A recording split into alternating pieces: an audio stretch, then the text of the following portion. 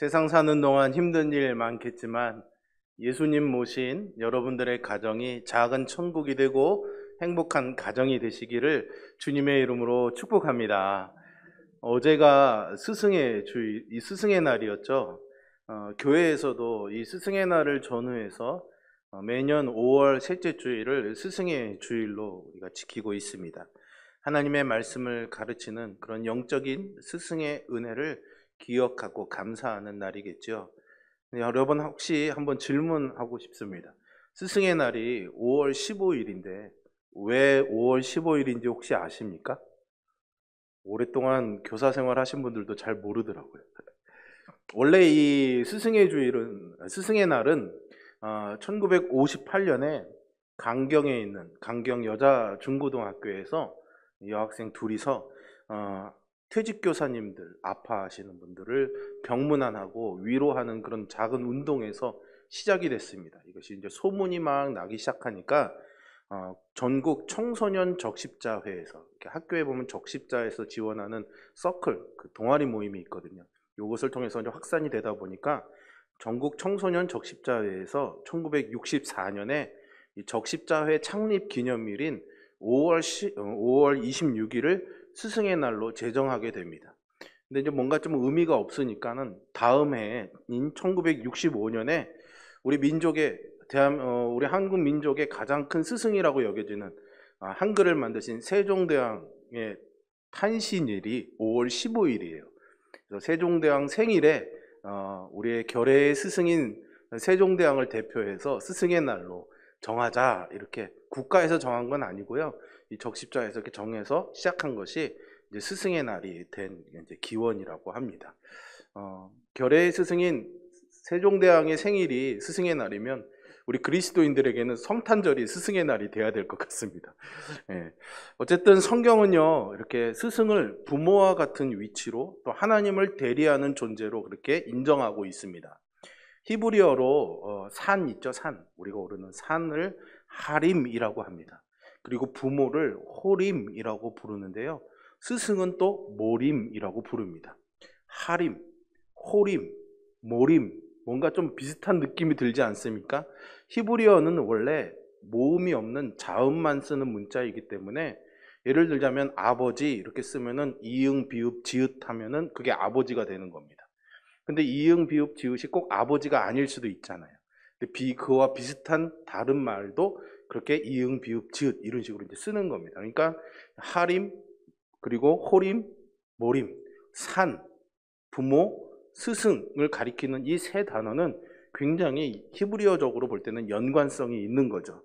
그래서 유대인들은 스승을 부모와 같이 여기고 산처럼 높으신 분이다라는 그런 의미로 불렀던 것으로 보입니다.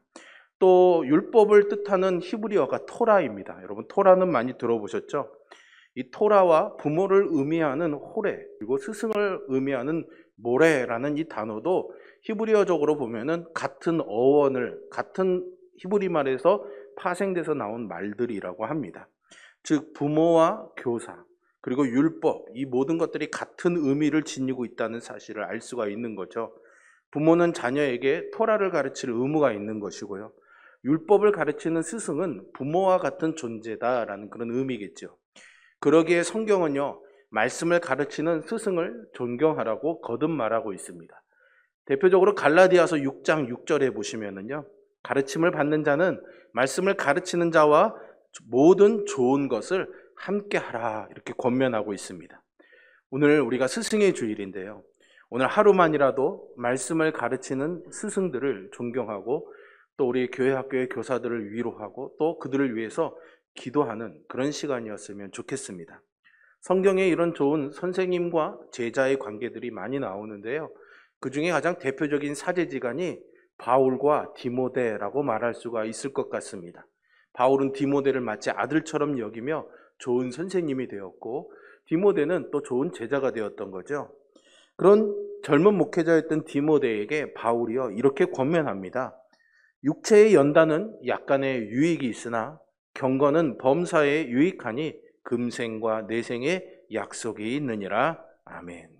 여기 보시면은요, 잠깐만 말씀 한 번만 더 띄워주시겠어요? 육체의 연단, 이렇게 경건을 육체의 연단에 비유하고 있습니다. 여기서 연단이라는 말은요, 훈련, 연습, 뭐 그런 의미입니다. 여러분 되게 중요한 의미가 담겨져 있습니다. 경건은 연단을 통해서 만들어지는 거라는 거예요. 경건은 연습하고 훈련돼야 된다라는 겁니다. 우리는 보통 신앙인으로서 경건한 삶, 경건한 모습을 생각할 때는 어떤 모임이나 어떤 신앙 활동을 통해서 특별한 경험을 했을 때 그 경험치가 쌓여서 그냥 우리 안에 생겨나는 것, 아니면은 하나님이 특별한 은사를 주셔서 생겨나는 것으로 여길 때가 있습니다. 그런데 바울은 제자인 디모데에게 경건은 연습해야 되는 거야. 경건은 훈련해야 돼 라고 말해주고 있는 거죠.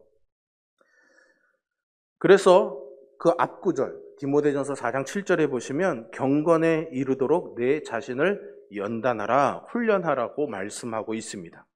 그리고 이 경건의 훈련은 범사에 유익해서 이 세상과 오는 세상에서 누릴 약속이라고 말하고 있는 거죠.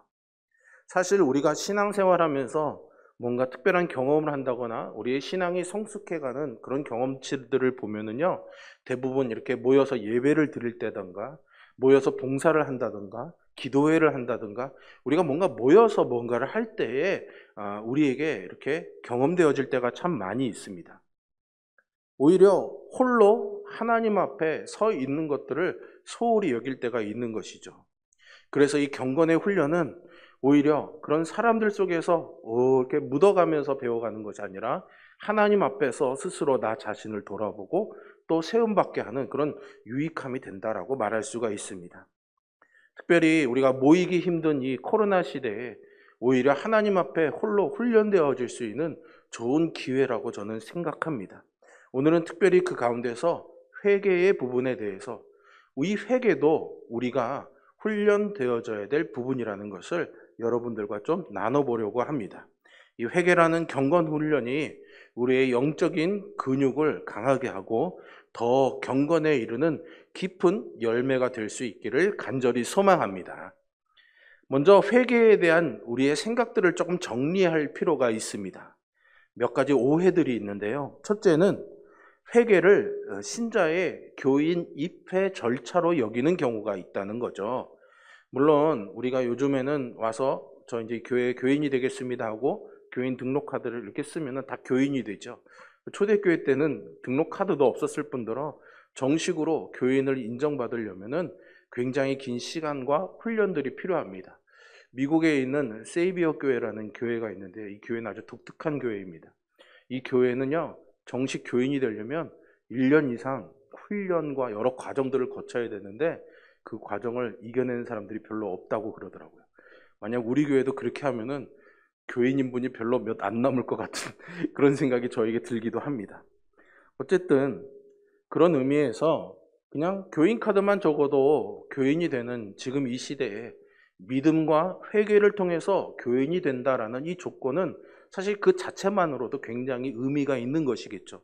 하지만 회개는 그렇게 교인이 될 때에 그냥 입회 절차처럼 한번 하고 그런 경험을 한번 하는 것으로 끝나는 것이 아니다라는 거죠. 그리스도와 복음을 믿는다면은 우리는 이전에 살던 삶에서 방향을 돌이켜야지 되는데요.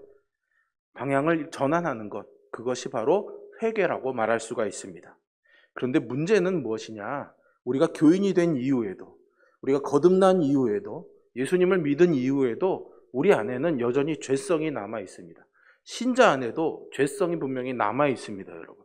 그래서 믿음은 갖고 있지만 십자가의 대속의 은혜로 죄사함의 믿음을 가지고 하나님의 자녀가 됐지만 이 죄성이 끊임없이 우리를 괴롭히고 우리가 이 죄성에 넘어가서 죄를 짓게 되는 경우들도 있죠.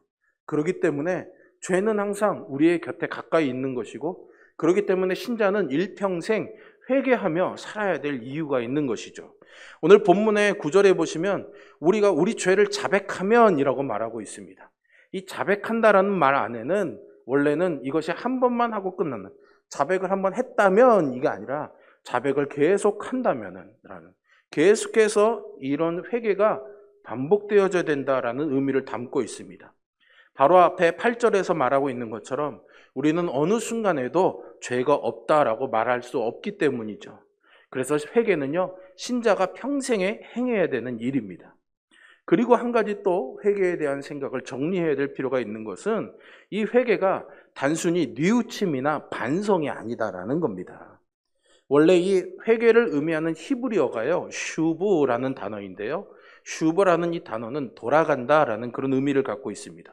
신약 성경에서 회개를 말하는 헬라어는 메타노에오라는 말인데요. 이것도 마음을 고친다라는 의미죠.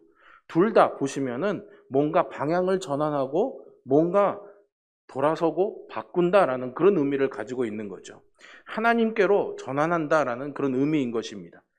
그리고 재미있는 것은 우리도 이것을 회개라는 말로 표현하고 있는데요. 회개한다라는 이 말의 한자 말풀이를 보시면 회라는 것은 뉘우친다라는 의미이죠. 그리고 개라는 것은 고친다라는 그런 의미를 갖고 있습니다. 그러니까 마음을 뉘우치고 행동을 고친다는 의미에서 이 성경의 회개의 의미를 아주 잘 번역한 말이 회개라고 할 수가 있습니다. 왜냐하면요, 뉘우치는 것만을 회개라고 하지 않고 회개는 행위를 거치는 것을, 우리의 행동을 고치는 것을 포함하고 있기 때문이죠. 중요한 것은요, 스스로 뉘우쳐서 고치는 것이 아니라 아버지께로 돌아가는 방향의 전환입니다. 회개에서는 이 방향이 중요하고 아버지와의 인격적인 관계가 중요합니다. 이게 중요합니다, 여러분. 단순히 뉘우치고 그러지 말아야지라고 다짐하는 것이 아니라 반드시 우리의 행동이 수정되어져야 되는 것이고, 그것은 아버지와의 관계의 회복으로 이어져야 된다는 거예요. 하나님과 우리 사이의 관계에 유의미한 어떤 영향이 있는 그런 것들로 이어져야 되는 것이 진정한 회개라는 것이죠. 여러분, 가룟 유다가 예수님을 은 30에 팔지 않습니까? 그리고 그는 아마 정죄를 당했을 것입니다. 십자가에 죽으신 예수님을 보면서 양심의 가책을 느꼈겠죠. 그래서 뉘우칩니다. 내가 잘못했구나. 그래서 은을 다시, 자기가 받은 돈을 돌려줍니다. 그런데 그는 그런 양심의 가책에 이기지 못해서 극단적인 선택을 하게 되죠. 중요한 것은 뉘우치는 것도 중요하지만 하나님 아버지께로 돌아가야 되는데, 가룟 유다는 뉘우치고 반성했고 자신의 행동을 수정했지만은 아버지께로 돌아갈 수가 없었던 거죠. 그것이 그에게는 큰 치명적인 문제였습니다. 회개는요, 돌이켜 고침으로써 하나님 아버지와의 인격의 그 관계들을 회복하는 것에 있습니다. 그러면 우리가 회개할 때 뭔가 우리가 한 어떤 죄나 어떤 행동들에 대해서 회개하지 않습니까? 그러면 그런 것들만 용서받는 걸까요? 우리는 우리의 모든 죄가요, 그리스도의 십자가에서 모두 용서받았음을 믿습니다. 예수님께서 십자가에서 죽으실 때 이렇게 말씀하셨죠. 요한복음 19장 30절에 보시면 다 이루었다라고 말씀하십니다. 모든 죄를 사하시는 일을 이루셨다라는 그런 의미이죠. 그렇다면 신자가 자기 죄를 자백할 때 일어나는 일은 무엇이겠습니까? 오늘 본문은 만일 우리가 우리 죄를 자백하면 그는 미쁘시고 의로우셔서 우리 죄를 사하시고 우리를 모든 불의에서 깨끗하게 해주실 것이다 라고 말씀하고 있습니다. 분명히 하나님께서는 우리의 죄를 사해 주시겠다라고 약속하고 계시는 줄 믿습니다. 그런데 이 말씀은요, 그리스도의 십자가의 죽음에서 그 보혈로서 덮어지고 사해진 죄악이 다시 용서받아야 된다라는 그런 의미는 아닐 것입니다. 잘 생각해 보십시오. 예수님이 십자가에서 다 이루었다 말했습니다. 그러니까 우리의 모든 죄를 용서하신 겁니다.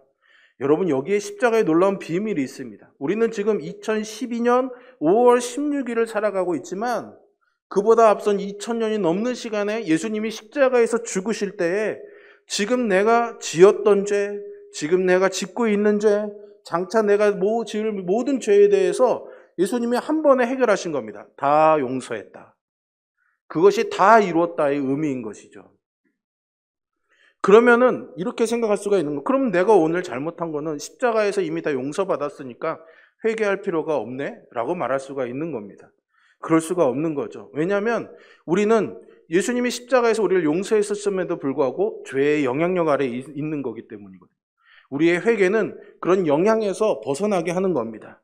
우리의 모든 죄가 그리스도의 십자가 사건에서 씻겨졌다면 우리가 죄를 자백할 때 그 죄사함의 효력이 우리의 심령에 다시금 회복되어지고 역사한다는 의미로 이해할 수가 있는 것이죠. 여러분, 우리가 죄를 짓게 되거나 아니면 죄를 지었다는 것을 깨닫게 되면은요, 그것을 알든 아니면 모른 척하든 하나님 앞에서 우리의 양심이 굉장히 불편해지지 않습니까? 양심이 불편한데 어떻게 하나님 아버지 앞에 나아가서 그 안에 사귐을 누리고 흘러나오는 기쁨을 누릴 수가 있겠습니까? 그러므로 우리가 죄를 자백한다는 것은 하나님과 죄로 인해서 깨어진 이 사귐 속으로 다시 들어가서 기쁨을 누릴 수 있게 하는 하나님의 크신 은혜인 것이죠. 그것을 위해서 예수님께서 십자가에서 죽으신 겁니다. 그래서 우리의 죄의 문제를 이미 다 해결해 놓으신 겁니다. 그리고 우리는 회개를 통해서 그 이루어 놓으신 대속의 은혜 안으로 들어가는 것이죠. 회개할 때 일어나는 일을 우리에게 잘 설명해 주고 있는 장면이 바로 예수님이 말씀하신 탕자의 비유, 아들을 기다리는 아버지의 비유라고 말할 수가 있는데요. 탕자가 인생의 밑바닥으로 떨어져서 자기의 죄를 깨닫게 되죠. 그리고 아버지께로 돌아가기로 결정을 합니다. 그런데 이 죄책감 때문에 아버지에게 양심의 가책을 느껴서 다시 아들로 돌아갈 생각은 못하고 차라리 그냥 종처럼 있어도 좋으니까 아버지 곁으로 가자라고 결정을 하는 것이죠. 그런데 아버지의 곁으로 돌아왔을 때 놀라운 일이 벌어지죠. 아버지는 이 아들을 품어줍니다. 아버지는 그 아들에게 제일 좋은 옷을 입혀주고 손에 가락지를 끼워주고 신발을 신겨주고요. 잔치를 벌이죠. 여러분, 우리가 회개할 때 이런 일이 일어나는 겁니다. 죄 용서함 받는 것도 우리에겐 은혜이지만 더 중요한 것은 아버지와의 관계가 회복되어지는 것이죠. 본문은요, 우리를 모든 불의에서 깨끗하게 하실 것이요 라고 말씀합니다. 불의는 죄로 말미암은 더러운 흔적, 오염을 말합니다. 죄 때문에 더러워져서 하나님 앞에 나아갈 수 없는 우리들이었죠. 그런데 하나님께서 그 죄를 자백하는 신자들을 사랑하셔서 그들에게서 죄의 흔적들을 남김없이 말끔히 씻어주십니다. 마치 죄를 지은 적도 없는 것처럼 우리를 용납하시고 기뻐하시고 사랑하신다는 말씀입니다. 무엇에 근거해서요? 예수님의 십자가의 근거해서요. 그렇게 하신다라는 거죠. 이것이 탕자의 아버지가 탕자에게 해준 일입니다. 이제 아버지와 아들 사이에는 어떤 거리낌도 없습니다. 관계가 회복된 것이죠. 회개는 이렇게 그리스도와 연합하는 아버지와 하나 되는 기쁨을 가장 놀랍게 경험하게 되는 순간이죠. 우리가 회개할 때 하나님께서는 우리 스스로가 하나님과 우리 사이에 있는 그 죄의 장벽을 허물고 우리를 다시 그 품에 안아주시는 겁니다. 신자는 범죄함으로 하나님에게서 버림을 받거나 끊어짐을 당하지는 않습니다. 죄를 자백하고 회개함으로써 아버지와 불편하고 힘든 그 관계를 청산하고 아버지께 안기는 감격을 누리게 되는 것이죠. 여러분, 우리가 이 은혜를 누리는 하나님의 자녀입니다. 그 은혜가 여러분들에게 풍성히 누려지기를 주님의 이름으로 축복합니다. 그러나 슬프게도요, 많은 사람들이 이 회개를 그냥 도덕적인 수준에서 어떤 종교적인 수준에서의 회개로만 이해하고 머뭅니다. 종교적인 회개는 뭘까요? 하나님을 기쁘시게 해서 하나님이 나를 축복하고 내 기도에 응답하게 하시려는 동기와 관련이 되어 있습니다. 그래서 종교적인 회개는 이기적이라고 할 수 있죠. 뭔가 내가 불편하니까, 복음 받고 싶은데 뭔가 이런 게 찜찜하고 불편하니까 어쨌든 이거를 이야기하고 해결해서 하나님께 복을 구하고 싶고 뭔가 좀 만족을 누리고 싶은 거죠. 그런 면에서 이기적이라는 겁니다. 그리고 자기 의의를 만들어내려는 시도입니다. 그래서 이 회개에는요, 기쁨이 없습니다. 뭔가 열심히 고백은 하고 눈물 콧물 쏟아냈는데 기쁨이 없는 거죠. 평안이 없는 겁니다. 죄의 문제도 해결되지 않죠. 자기의 죄를 인정하는 것은 결코 유쾌한 경험일 수가 없습니다. 쓰디쓴 경험이죠. 하지만 복음적인 회개는 다릅니다. 이 회개는요, 믿음으로 그리스도와의 연합의 이 기쁨을 반복적으로 경험하게 함으로써 신자 안에 있는 하나님을 기쁘시게 하고 또 그런 열망을 불러일으켜서 죄의 성향을 약하게 하는 역할을 하는 거죠. 지금 보시는 것처럼 복음적인 회개와 종교적인 회개의 차이점을 조금 더 살펴보겠습니다. 종교적인 회개는 자기의 죄로 인해 받게 될 형벌이 두려워서 하는 회개입니다. 그러나 복음은 그리스도께서 신자의 모든 죄를 십자가에서 담당하셨고 그리스도 예수 안에 있는 자에게는 결코 정죄함이 없다라고 선언합니다. 왜요? 아까도 말씀드렸잖아요. 십자가에서 이미 다 이루셨기 때문에 그리스도 예수 안에 있는 자에게는 정죄함이 없는 겁니다. 그래서 복음은 회개를 자기 중심에서 하나님 중심으로 변화시킵니다. 뭔가 내 안에 있는 감정적인 양심의 문제를 해결하기 위해서 회개하는 것이 아니라 아버지께로 향하기 위해서 회개하는 것이죠.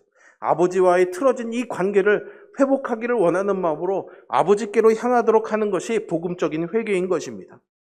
불신자에게는 모든 죄가 지옥으로 인도하는 죄악이 되겠지만 신자의 죄는 아무리 클지라도 지옥에 가게 하는 죄는 아닙니다. 그것은 하나님 아버지와의 관계를 상하게 만드는 것입니다. 신자는 그래서 죄를 미워하고 무서워하는 거죠. 지옥에 갈 것 때문에 죄를 무서워하는 것이 아닙니다. 불신자는 그래야 됩니다. 그러나 신자는 이미 천국에 대한 소망과 확신이 있지 않습니까? 죄의 영향력은 신자에게는 지옥에 가는 두려움이 아니라 하나님 아버지와의 관계가 왜곡되어지고 상하게 되는 것이 영향을 주는 거죠. 왜냐하면 아버지와의 올바른 관계 속에서 살아가는 것보다 기쁘고 좋은 삶이 없다는 것을 신자는 알기 때문이거든요. 그래서 복음적인 회개는요, 죄와 형벌이 무서워서 하는 회개가 아니라 죄 자체를 슬퍼하는 회개입니다. 뿐만 아니라요, 종교적인 회개는 자기 의와 연결이 됩니다. 이때 회개는요, 단순히 죄를 용서받는 형식이 되는 겁니다. 죄를 용서받으려면 이런 거 해야지. 이렇게 죄값을 치러야지. 내가 이만큼 죄 때문에 고통스럽다는 것을 뭔가 보여줘야지. 라는 그런 형식이 된다라는 거죠. 그리고 그것을 어느 정도 해내면은 이 정도 했으니까 죄 용서받을 수 있는 거 아니야? 라고 느끼게 합니다. 그래서 로마 캐톨릭에서는 고행과 같은 관습들이 정당화가 될 수 있는 거죠. 무릎으로 계단을 올라가야 하나님이 널 용서해 주는 거야. 라는 이런 논리가 성립이 되는 겁니다. 그러나 복음은요, 우리의 그런 죄의 문제를 우리의 어떤 형식이나 우리의 노력으로 해결할 수 있는 것이 아니라 그리스도께서 대신 십자가에서 담당하시고 그분이 책임지셨다는 것을 분명하게 말해주고 있습니다. 그리고 십자가에서 죽으심으로 인해서 그 모든 것들을 해결하셨다라고 우리에게 선언하고 있는 것이죠. 그러니 신자가 죄 용서받는 근거는 내가 얼마나 비참하고 슬픈지, 내가 얼마나 고통스러운지의 정도가 아니라는 거죠. 죄의 용서의 근거는 오직 낮아지신 주님의 속죄 사역 때문인 것입니다. 우리는 하나님의 용서를 얻기 위해서 스스로를 괴롭게 할 필요가 없는 겁니다. 우리는 믿음으로 그리스도께서 우리를 대신하여 우리의 모든 죄를 담당하신 것을 받아들여야 되는 믿음이 필요할 뿐이죠. 우리의 모든 죄 용서는 다 이 예수 그리스도의 피 흘리심에 근거합니다. 하나님의 의로우심은 바로 이 십자가에서 나타나고 증명되었습니다. 이것이 복음이 선포하는 내용입니다. 종교적 회개와 복음적 회개의 차이점을 한 가지만 더 말씀드리겠습니다. 종교적인 회개는요, 처음부터 끝까지 쓰디 쓴 것입니다. 죄를 인정하는 것도 마지못해서 해야 되는 것이고 또 하나님의 기분을 상하게 하면 안 된다라는 부담도 클 것입니다. 모든 것들이 자기 하기에 달려있는 것이 되는 거죠. 네가 얼마큼 하는지 봐야 하나님이 용서하지라는 게 되는 겁니다. 그러나 복음은 이미 그리스도 안에서 하나님께 우리가 완전하게 받아들여졌다라고 선언하고 있습니다. 근거는 우리의 선한 행실이 아니라 오직 그리스도와 그리스도께서 이루신 구속의 사역인 것이죠. 그래서 죄를 자백하는 것이 두렵고 어렵지 않습니다. 여러분 생각해 보십시오. 법정에서 판사에게 나의 죄를 인정하는 것과 아버지 앞에서 자기 죄를 자백하는 것은 분명히 차이가 있지 않습니까? 판사 앞에서 할 때는 이 사람이 나를 어떻게 벌 줄까라는 두려운 마음에서 자기 죄를 인정합니다. 그러나 아버지 앞에서 고백할 때는 그렇지 않죠. 이 아버지가 나를 어떻게 벌 줄까 보다는 아버지니까 용서해 주시겠지. 그런 마음으로 고백하지 않습니까? 바로 종교적 회개와 복음적 회개의 차이는 이런 차이점이라고 말할 수 있습니다. 법정은 죄의 대가를 지불하라고 요구하지만 아버지는 죄를 자백하면 죄를 탕감해 주실 뿐만 아니라 아버지와의 상한 관계도 바로 회복시켜 주실 것입니다. 그래서 종교적 회개는 하면 할수록 고통스럽습니다. 그리고 하고 싶지가 않는 거죠. 그러나 복음적인 회개는 아버지께서 주시는 그 결과를 바라보기 때문에, 감격스러운 기쁨을 바라보기 때문에 점점 더 회개하게 되는 것이죠. 근본적으로 회개가 죄를 자백해야 된다라는 점에서는 우리를 불편하게 하지만, 결과적으로 복음 안에서 하는 회개는 달콤하고 기쁜 것입니다. 여기에 하나의 악순환과 하나의 선순환이 있습니다. 악순환은 뭡니까? 회개할수록 그는 그리스도와의 연합의 기쁨을 누릴 수가 없는 거죠. 종교적 회개는 하면 할수록 자꾸만 죄책감에 눌리게 되는 겁니다. 고백을 해도 마음이 평안하지 않는 거죠. 그러다 보니까 점점 더 영혼이 위축되고 더 죄를 짓게 만들어 버립니다. 그러나 복음적인 회개는 회개할수록 하나님과 하나 되는, 아버지께 받아들여지는 기쁨을 누리게 되니까 이 기쁨은 점점 더 죄를 멀리하게 되는 겁니다. 여러분, 이 기쁨을 누리려고 일부러 죄를 짓지는 않겠죠. 그러나 연약함으로 인해 드러나는 죄를 회개하고 고백할수록 아버지의 은총과 사랑을 경험하게 되니까 점점 더 이 기쁨을 누리게 되고, 이 기쁨이 있는데 굳이 내가 죄를 지을 필요가 뭐가 있어?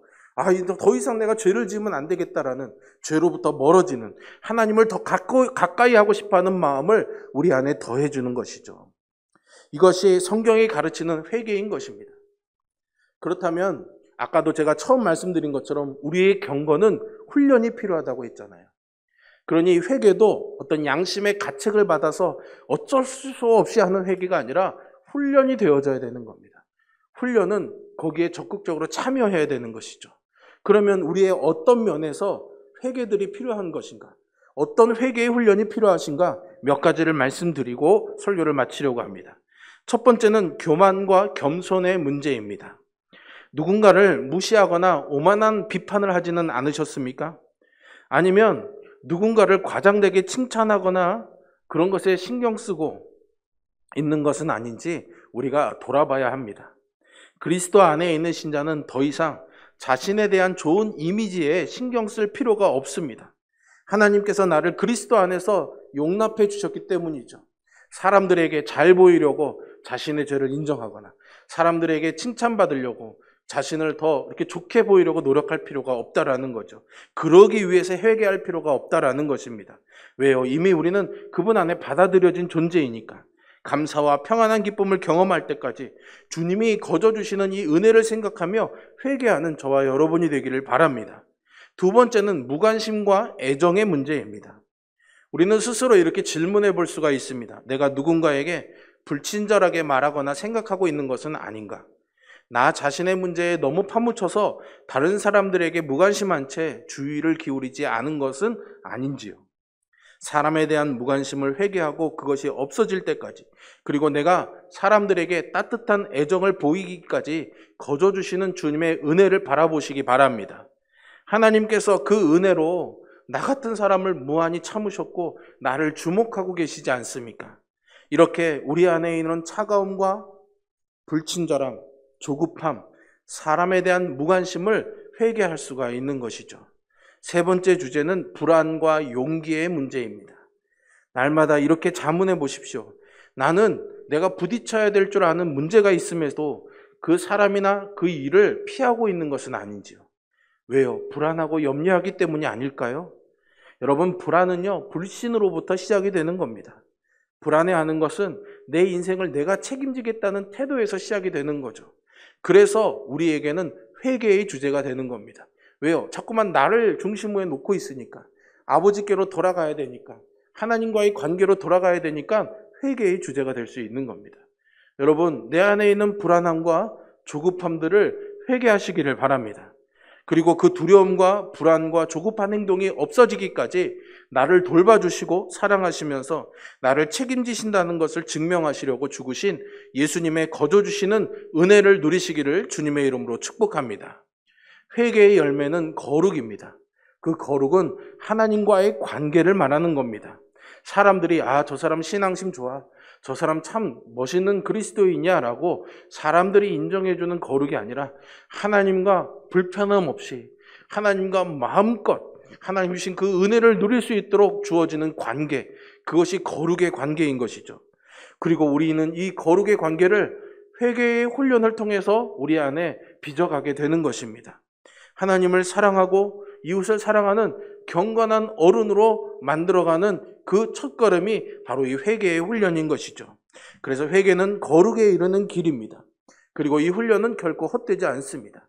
여러분, 날마다 나의 삶을 돌아보아서 이 회개의 경건 훈련에 하나님 앞에 정직하게 살아가시기를 주님의 이름으로 축원합니다. 설교를 마치며 아까 우리가 처음 읽었던 바울 선생님이 제자인 디모데에게 권면했던 디모데전서 4장 8절의 말씀을 세 번역으로 한번 읽고 마치겠습니다. 몸의 훈련은 약간의 유익이 있으나 경건의 훈련은 모든 면에서 유익하니 이 세상과 장차 올 세상의 생명을 약속해 줍니다. 이 약속을 누리는 저와 여러분 되기를 주님의 이름으로 축복합니다. 기도하겠습니다.